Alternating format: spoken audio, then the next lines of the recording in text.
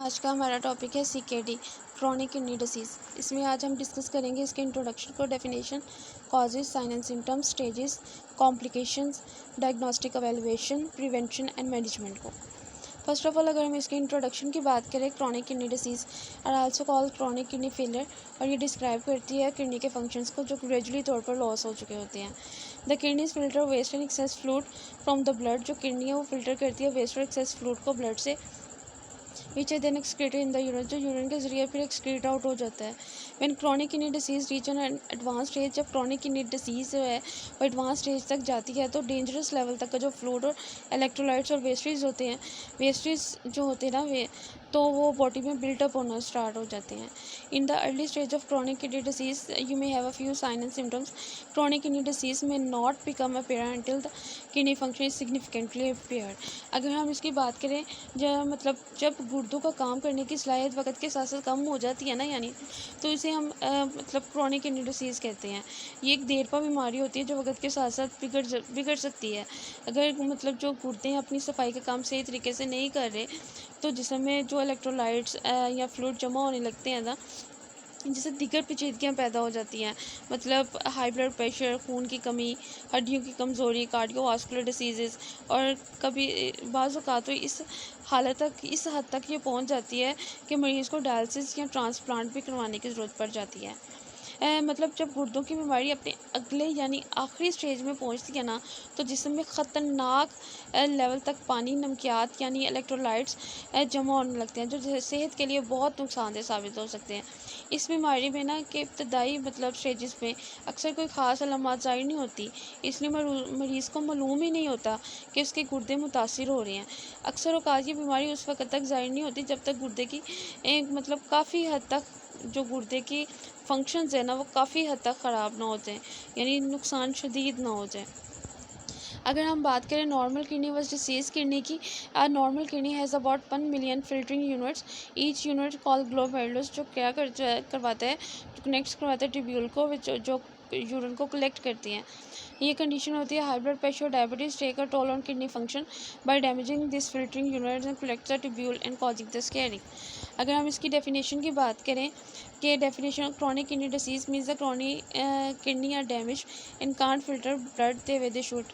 The disease is called chronic because the damage to the kidneys happens slowly over a long period of time. This damage can cause wastage to build up in the body. CKD can also cause other health problems. Chronic kidney disease की बीमारी का मतलब ये होता है कि chronic kidney disease का मतलब ये होता है कि जो आपके गुर्दे हैं ना वो ख़राब हो चुके हैं और वो खून को इस तरह साफ़ नहीं कर पा रहे जैसे उन्हें करना चाहिए। इस बीमारी को क्रोनिक इसलिए कहा जाता है क्योंकि गुर्दों को नुकसान बहुत आहिस्ता आहिस्ता और वक्त के साथ साथ पहुँचता है, यानी महीनों या सालों में। गुर्दों को पहुँचने वाला ये जो नुकसान होता है ना, ये वेस्ट प्रोडक्ट के जमा होने के बायस बनता है, जो सेहत के लिए ना नुकसानदेह हो सकते हैं। इसके अलावा जो क्रोनिक किडनी डिसीज़ के कई सेल्स को कर सकती हैं, जिसमें हाई ब्लड प्रेशर, एनीमिया, हड्डियों की कमज़ोरी, दिल के अमराज वगैरह आ सकती हैं, कार्डियोवास्कुलर डिसीज़ वगैरह ना आ सकती हैं। अगर हम इसके इंसिडेंस की बात करें, इंसिडेंस में the overall prevalence of CKD in the general population is approximately 14%। जो high blood pressure, diabetes are the main cause of CKD. Almost half of individual with CKD also have diabetes and self reported जो cardiovascular diseases की। More than 661,000 American have a kidney failure. अगर हम risk factors की बात करें, इसमें diabetes, high blood pressure, heart and blood vessels यानी cardiovascular diseases, smoking, obesity, family history of kidney diseases, abnormal kidney structure, older age आ जाता है। कॉजेज़ में टाइप 1 एंड टाइप 2 डायबिटीज़ आ जाता है। High blood pressure, glomerulonephritis is an inflammation of the kidney filtering units, जिसको हम glomeruli बोलते हैं। इंटरस्टिशियल नेफ्राइटिस आ जाता है, inflammation of the kidney tubules and surrounding the structure. Polycystic kidney disease आ जाता है। Prolong obstruction of the urinary tract आ जाता है from the condition such as in large prostate, kidney stones and some cancers. इसमें vesicoureteral reflux आ जाता है, condition that cause the urine to backup into your kidneys. Recurrent kidney infection आ जाता है सच एज द पॉलीनेफ्राइटिस।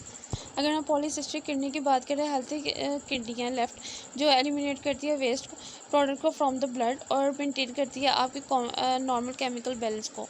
ये fluid filled सैक्स होता है, जो राइट साइड पे क्या है कि फ्लूइड फिल्ड सैक है जिसको हम सिस्ट बोलते हैं। ये करेक्टराइज्ड होती है पॉलीसिस्टिक किडनी डिसीज़ के साथ। अगर हम इसके फर्दर फर्दर अगर हम स्टेजेस की बात करें, स्टेज 1 में हमारे पास क्या आ जाता है कि अगर जो EGFR है वो 90 से ज़्यादा है, तो इसमें हम जो डायग्नोस्टिक एवेलुएशन है वो सिर्फ लेबॉर्ट्री टेस्ट से पता चलता है। जैसे यूरिन में प्रोटीन्स या खून आना, इसकी सिम्टम जो होती है ना, वो इसमें diabetes, high blood pressure, family history या कोई पैदाइशी बीमारी भी हो सकती है।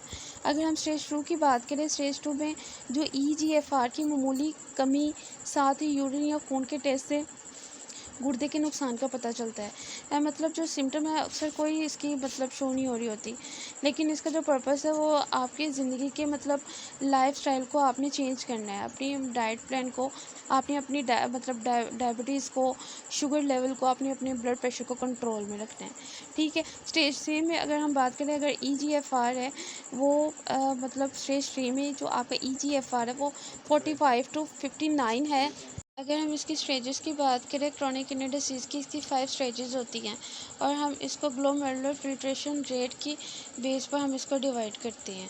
अगर हम स्टेज 1 की बात करें, स्टेज 1 में अगर जो GFR है मतलब 90 से ज़्यादा है, तो ये सिर्फ जो इसकी डायग्नोस्टिक एवेलुएशन है ना, तो वो लेबॉर्ट्री टेस्ट से ही पता चलती है। जैसे यूरिन में प्रोटीन या खून आना, इसमें जो वजूहात हो सकती है, इसमें डायबिटीज़ हो सकती है, high blood pressure, family history, मतलब फैमिली हिस्ट्री आ जाती है, लेकिन इसका जो पर्पस है मज़ीद बीमारी को बढ़ने से रोकना। स्टेज 2 में हमारे पास आ जाता है, अगर जो GFR है 60 to 89 है, तो इसकी तशख़ीस जो मतलब डायग्नोस्टिक एवेलुएशन है ना, वो EGFR की मामूली कमी है, साथ ही यूरिन या खून के टेस्ट से गुर्दों के नुकसान का पता चल जाता है। अलामात कोई वाज़ेह तौर पर ज़ाहिर नहीं होती। इसका पर्पस यही होता है कि आप अपनी डाइट को अच्छा रखें और अपने जो हाइपरटेंशन है अगर या डायबिटिक है तो उसके कंट्रोल में रखें। स्टेज 3 की अगर बात करें, अगर आपका जो स्टेज 3 में अगर जो आपका EGFR है वो 45 to 59 है या 30 to 44 है, तो इससे क्या होता है कि थकन होती है, जो सिम्टम शो होती है, थकन होती है, पाँव में सूजन होती है, जो पेशाब की मिकदार में तब्दीली हो जाती है, हाई ब्लड प्रेशर हो जाता है, खून की कमी हो जाती है, हड्डियों में कमज़ोरी हो जाती है। तो इसके जो ट्रीटमेंट है ना, तो इसमें आपने ये करना है कि आपने प्रोटीन, नमक और उनकी मिकदार पर मतलब उसको लिमिटेड रखना है, कम यूज़ करनी है। अगर हम स्टेज 4 की बात करें, तो अगर ये EGFR 15 to 29 है, तो इसमें सुस्ती, मितली, मतलब नोज़िया, वॉमिटिंग, हार्श इचिंग होती है, सांस लेने में दुश्वारी होती है, हड्डियों कमज़ोरी होती है। इसमें आप मतलब डायलिसिस या फिस्टोला की कैथेटर वगैरह मतलब यूज़ करते हैं, और आखिरी जो ऑप्शन होता है वो ट्रांसप्लांट ही होता है। अगर हम स्टेज 5 की बात करें, स्टेज 5 में अगर EGFR है वो 15 से कम है, तो पेशाब कम या बंद हो जाता है, सूजन होती है, कै आती है, नींद में खलल आता है, सांस की तकलीफ़ होती है। अगर हम इसके ट्रीटमेंट की बात करें, तो इसमें डायलिसिस, ट्रांसप्लांटेशन आ जाती है। अगर मतलब प्रॉपर तौर पर ट्रीटमेंट ना किया जाए तो आपकी जान को भी ख़तरा होता है। अगर हम इसके साइन एंड सिम्टम्स की बात करें, साइन एंड सिम्टम्स में nausea, vomiting, loss of appetite, fatigue and weakness, sleep problems, changes in how much you urinate,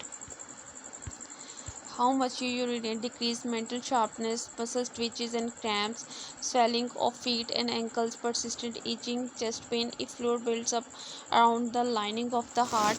अगर हम इसके डायग्नोस्टिक एवेलुएशन की बात करें, इसमें history collection, physical examination, urine output measurement, urine test, blood test, imaging test, removing a sample of kidney tissues off for testing. Complication में fluid retention आ जाता है, इसमें which could lead to swelling in the arms and legs, high blood pressure, fluid in the lungs जिसको हम pulmonary oedema बोलते हैं, sudden rise in potassium level in your blood जिसको हम हाइपरक्लीमिया बोलते हैं, विच could impair your heart ability to function and may be a life threatening. इसमें cardiovascular disease, weak bones and increase the risk of bone fractures, anemia, decreases sex drives, erectile dysfunction, and reduce the fertility, decrease the immune response, which makes you more vulnerable to infection, pericarditis आ जाता है, और pregnancy complication that carries the risk for mother and developing the fetus, irreversible damage to the kidney and stage of the kidney में ना disease में, eventually requiring either dialysis or kidney transplant for survival. Prevention में follow instruction on over the counter medications आ जाती है, जिसमें pain relievers such as aspirin, ibuprofen, or taking too many pain relievers could lead to kidney damage and generally should be avoided if you have kidney disease. Maintain a healthy weight जिसमें don't smoke. Management में high blood pressure medication दी जाती है, medication to lower cholesterol level, medication to treat anaemia, medication to relieve swelling, medication to protect the bones, a lower protein diet that minimize the waste product in the blood.